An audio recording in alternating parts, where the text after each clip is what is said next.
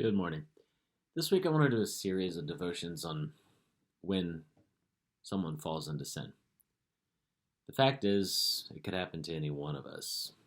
Any one of us are susceptible to following. The Bible says, "Take heed lest ye fall."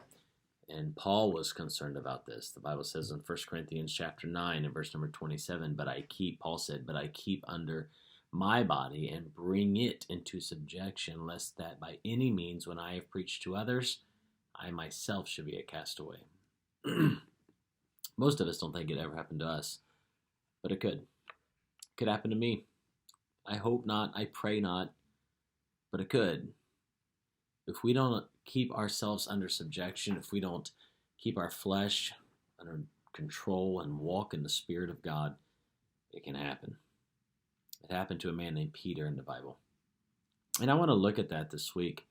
In John chapter number 21, it says, after these things, Jesus showed himself again to the disciples. Now, what all happened? After what things? Well, way back there in Matthew, in chapter number 26, the Lord tells Peter that some are going to be offended because of him. Peter, as typical Peter fashion, says in verse 33, Peter answered and said unto him, though all men shall be offended because of thee, yet will I never be offended. And Jesus saith unto him, verily I say unto thee, that this night before the cock crow, thou shalt deny me thrice. Peter didn't believe it. Peter thought, no, not me. That won't happen to me. But in the same chapter, the Bible says, now Peter sat without the palace, and a damsel came unto him, saying, thou also was with this Jesus of Galilee. But he denied before them all, saying, I know not what thou sayest. And when he was gone out into the porch, another maid saw him, and said unto them that were there, this fellow was also with Jesus of Nazareth. And again, Peter, he denied him with an oath, I do not know the man. And after a while came unto him they that stood by, and said to Peter, surely thou art one of them, for thy speech bewrayeth thee. Then began he to curse and to swear, saying, I know not the man. And immediately the cock crew.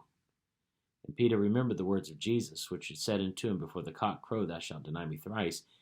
And he went out, and he wept bitterly. Here we have the story of a man, a great man, Peter, who did something that he never thought he'd do.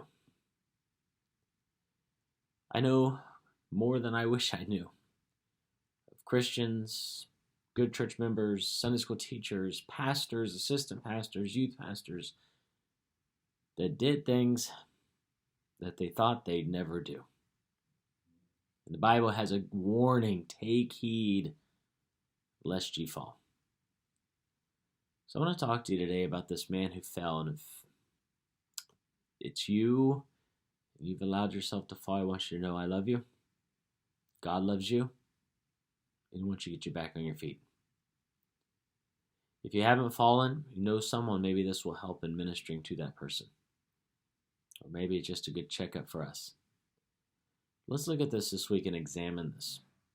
I'm going to go back to John 21. After all these things, Peter decided, I'm going fishing. So it says, and after these things, Jesus showed himself again to disciples at the Sea of Tiberias, and on this wise showed he himself. There were together Simon Peter and Thomas, called Didymus, and Nathanael of Cana in Galilee, and the sons of Zebedee, and the two others of his disciples. Simon Peter saith unto him, I go a fishing.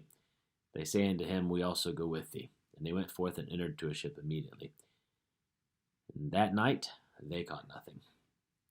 I want you to see the setting of this story now. Today I want us to consider you had here in Peter a defeated man. He did what he never thought he'd do. He denied Christ, he cursed, he swore 3 times. In a different gospel account, as Jesus was being led after Peter denied the Lord a 3rd time, the Lord stopped and looked and made eye contact with Peter. And it's no wonder Peter went out and he wept bitterly. Now, I know that he saw the Lord had risen. I know that, he knew the Lord was alive. But Peter in his heart, he failed. He still believed, but he failed.